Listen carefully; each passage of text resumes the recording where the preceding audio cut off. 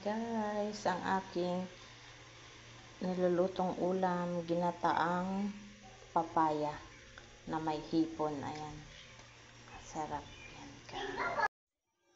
So ayan guys, lalagay ko na yung aking papaya dito sa aking gata. Lagay ko lang to lahat guys. Ito.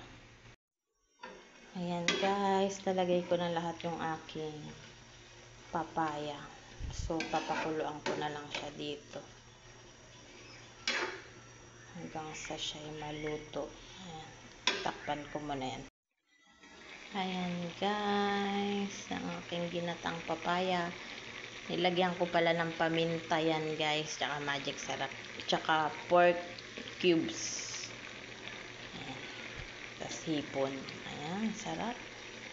Tinikman ko yung kanina, ang sarap ng sabaw.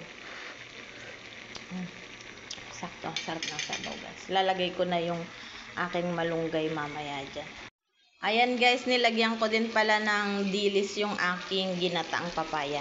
Dilis na maliliit. Ayan, para masarap, dagdag lasa at sahog.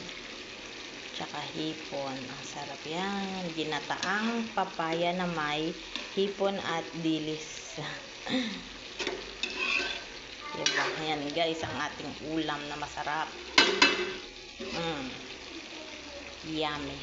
Lagyan na natin itong aking malunggay, pampadagdag sa lasa at niya. Lagyan natin ng malunggay. Ayan guys. So ayan guys, ito na po yung aking nilutong papaya na ginatan. Ayan, ang sarap po. Luto na. Pwede na natin kainin ito. Napakasarap.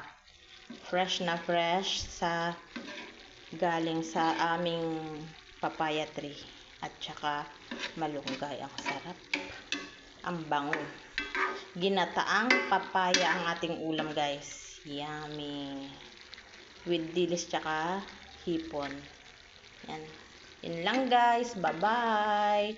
Thank you po for watching my video na naman. Maraming salamat. Bye-bye guys.